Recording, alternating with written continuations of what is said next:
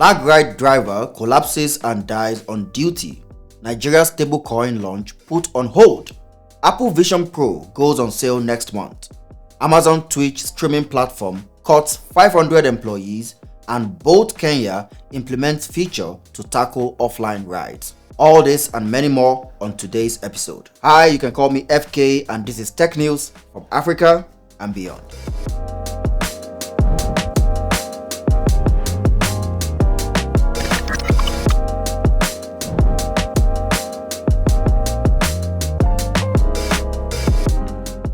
In a tragic turn of events, Adebayo Padmore, a driver for LagRide, passed away on Monday morning while preparing for his daily pickups. This incident has raised further concerns about the ride-hailing platform's financing model. LagRide, which operates on a lease-to-own model, requires drivers to make a 700,000 naira down payment for GAC vehicles. This is then followed by daily payments of 8,900 naira, spread over 4 years. Drivers are expected to meet targets of either driving 10 hours daily or covering a total of 150 kilometers.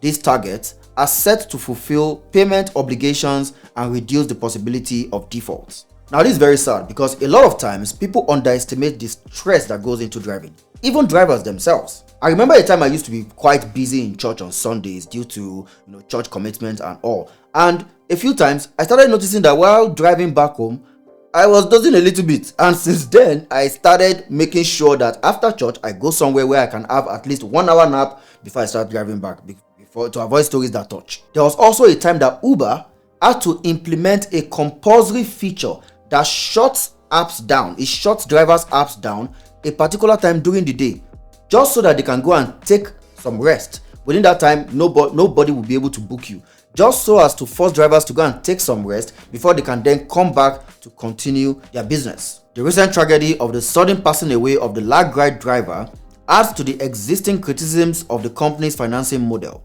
Ibrahim Ayoade, the General Secretary of the App-Based Transporters of Nigeria, had previously faulted LagRide's approach. In a report from December 2023, he highlighted that the association had unsuccessfully challenged what he described as a killer model. This model, according to Ayoade, encourages driver partners to seek unreasonable and unrealistic returns. You people should stop running ride-sharing service like Motopark Garage now.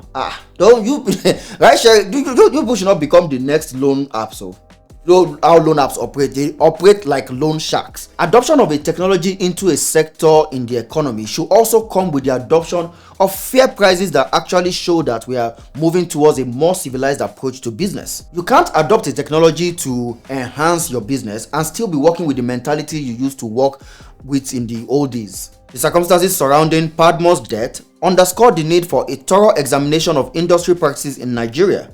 The exact cause of his death has not yet been established, and an autopsy and further investigation will be conducted. This tragic incident has sparked a collective awakening among ride-hailing drivers. They are now uniting to advocate strongly for health insurance coverage. Currently, Bolt Nigeria appears to be the only ride-hailing company offering health insurance for drivers. However, this insurance is contingent upon achieving specific performance targets. The drivers are now pushing for health insurance benefits that are not linked to such performance criteria. The highly anticipated launch for the CNGN, Nigeria's new official stablecoin, originally scheduled for February 27, 2024, has been delayed due to regulatory considerations. The African Stablecoin Consortium (ASC), the entity overseeing the CNGN initiative, is in active discussions with regulatory authorities, including the Central Bank of Nigeria, and their goal is to participate in the regulatory sandbox program. Following the initial disclosure, the consortium formally announced the postponement of the launch date on January 4, 2024. Okay, now this is where I am a bit confused. Why will you announce a launch date when the product has not fully met regulatory conditions? While I am sure that a lot of Nigerians are excited about this coin, I don't think we are desperate for you not to take your time to make sure that all the conditions have been met. Because this postponement, while I believe is necessary, is already sending a bad message about this product. The African Stablecoin Consortium (ASC) has expressed regret for any confusion caused by the postponement of the CNGN launch. They clarified that the delay is necessary to ensure regulatory compliance. They have committed to announcing a new launch date as soon as they obtain approval from the relevant regulatory bodies, partners, and stakeholders. The ASC in its report states that it aims to highlight the potential benefits of the CNGN ecosystem by ensuring that it offers a secure, transparent, interoperable, and innovative solution for digital asset transactions in Nigeria. This situation echoes the previous delay of the eNaira's launch, which was postponed from October 1 to October 25 3 years ago, due to an unexpected surge in traffic on the website. Observers are curious to see if the CNGN will encounter similar hurdles. The CNGN stablecoin is expected to be regulated and pegged to the Naira at a 1-to-1 ratio in the Reserve Bank, similar to well-known stablecoins like the USDT and the USDC. This linkage will enable Nigerians to engage in global payments, thus potentially transforming the financial landscape of the country. Ladies and gentlemen, boys and girls, the world's most expensive goggles by Apple are about to come on sale. It's a groundbreaking moment for tech enthusiasts and consumers alike. Apple's Vision Pro is set to revolutionize the market by becoming available in the US on February 2nd, with pre-orders beginning on January 19. Tim Cook, Apple's CEO, has hailed it as the pinnacle of consumer electronics, marking the dawn of spatial computing. Yes, spatial computing. Not virtual reality as we all know it. No, Apple decided to call it spatial computing so that it would be as if they just discovered it. You know, Apple with all these their Christopher Columbus vibes. At launch, the Vision Pro App Store is poised to impress with an array of over 1 million compatible apps, featuring bespoke experiences designed to harness the full potential of the headset. Apple is placing a significant emphasis on gaming with the Vision Pro, boasting access to more than 250 titles on the Apple Arcade. This includes highly anticipated games such as NBA 2K24 arcade version and Sonic Dream Team. Gamers can look forward to playing on a vast screen with stunning audio quality, and the device compatibility with a variety of game controllers further enhances the experience. With 1 million apps. How? Vision Pro that just came out yesterday. That better be macOS apps and iOS apps and iPad apps that have been existing that are now ported to Vision OS, because there's no way I'm going to believe that just within this time frame that Vision OS came out, people have developed 1 million apps. I can't believe that, even including the time it was still a secret project. Furthermore, the introduction of new special games such as Game Room, What the Golf, and Super Fruit Ninja is set to capitalize on the Vision Pro's robust capabilities. These games promise to deliver an immersive gaming experience that could redefine the very landscape of interactive entertainment. Among the many exciting features, the new Apple Vision Pro will have a special FaceTime feature made just for it. With this, people on a call will look life-size, and spatial audio will make it sound like each person's voice is coming from where they are on the screen. Amazon's live streaming platform, Twitch, is reportedly cutting its workforce by 35%, amounting to about 500 employees. This decision comes amidst recent concerns about financial losses within the company and follows the departure of several top executives, including the chief revenue officer, over the last few months. With the amount of layoffs since last year, I think we need like 5 months.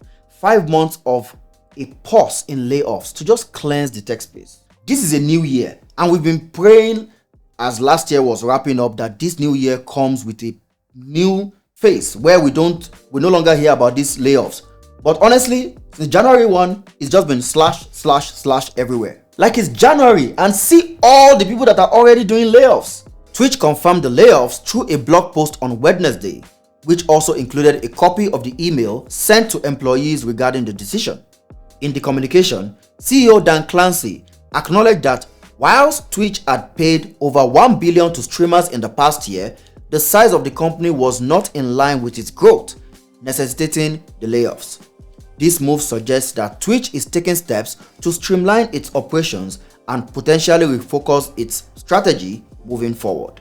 So one company that I believe we'll still mention later in this news announced layoffs this week, and their reason was that it was due to overhiring. So you guys make some huge profits or collect big money from investors, and then you have to justify the spending of that money by hiring a lot of people. Then one quarter, you don't meet up with your profit target to match the size that you've grown into, and you start laying people off. This week, a lady had to record herself while getting fired. She knew she was getting fired, so she wanted to have it. She wanted to have evidence of it to be able to show to people. She recorded herself being laid off, and they were trying to paint it as a performance issue. They were trying to say that our performance was subpar, but as she started pulling out receipts, they didn't even know what to say anymore. You see, to these companies, these layoffs might be just numbers on an Excel sheet, but you see, this is the lives of people that you're playing with. Some of these people had to relocate for these jobs. Some of them had to get work visas for these jobs.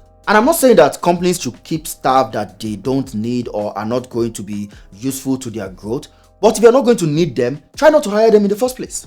Bolt Kenya is stepping up its game in passenger safety with a newly introduced feature aimed at eliminating under-the-table dealings by drivers. You can now say goodbye to the discomfort of drivers nudging for offline payment. Omo, e be like say this offline ride format don cast for Kenya. Damn. Here is a quick rundown on how to use this safety tool. If a driver suggests paying offline, simply tap the driver asked to pay off app button within the safety toolkit. Just like that, you've reported it. If you encounter a driver who cancels and tries to take the conversation off the app, hit the same button to report them. If you are facing a demand for additional fees not listed in the app, the safety toolkit is your go-to for a swift report. This move is aimed at making rides safer for customers amidst rising security concerns as Bolt continues to try to show commitment to rider safety in Kenya. Ladies and gentlemen, put on your seatbelts and let's go for a speed run. Discord lays off 170 employees.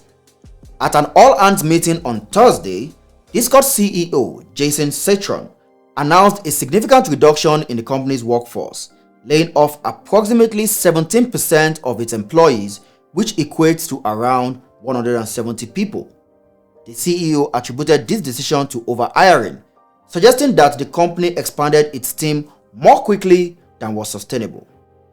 Discord had laid off 40 employees last August amidst restructuring. This week's further job cuts highlight the tech sector's difficulties amidst a global economic downturn, inflation, and rising interest rates, prompting tech firms to cut costs. These layoffs could signal a wider trend of industry job losses, with more expected ahead.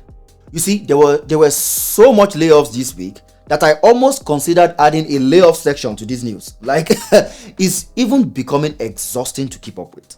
MasterCard and Raw Bank's Illico Cash partnered to launch virtual cards in the Democratic Republic of the Congo. MasterCard has teamed up with Illico Cash, the fintech division of Raw Bank, to launch a virtual card program in the Democratic Republic of Congo, aiming to enhance financial inclusion and e-commerce. In a country where only a quarter of the workforce has bank accounts and a significant 35% of adults are unbanked, this move is particularly impactful. This program offers a groundbreaking opportunity for these individuals to access online markets, entertainment, and various digital services previously unavailable to them. Financial inclusion for the unbanked? Always music to my ears. Kuwait-based EdTech BIMES acquires Egypt's Orcas, plans to launch AI-based testing preparation tool.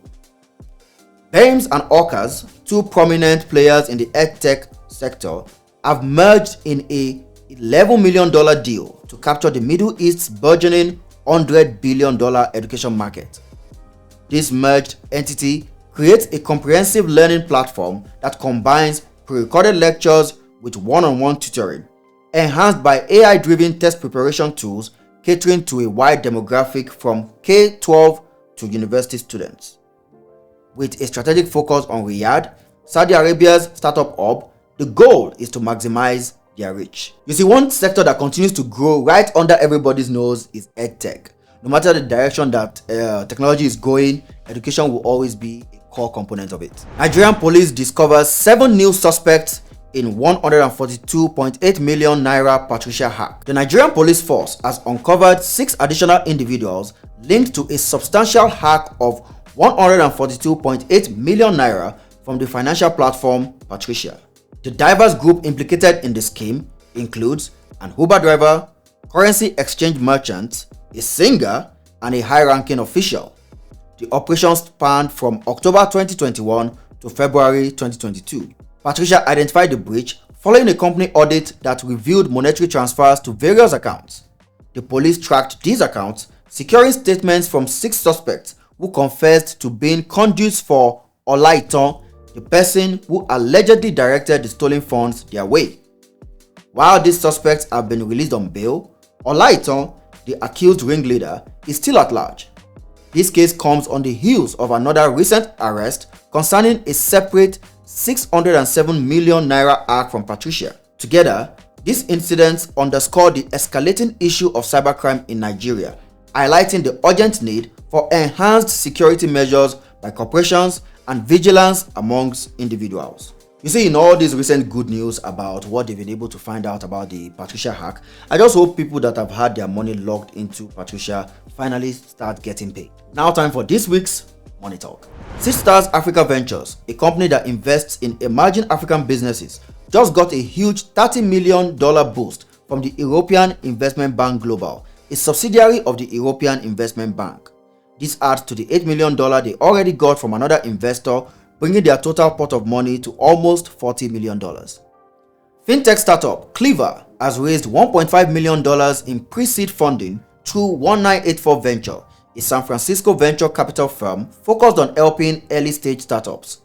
This money is aimed to be deployed at improving international payments across Africa.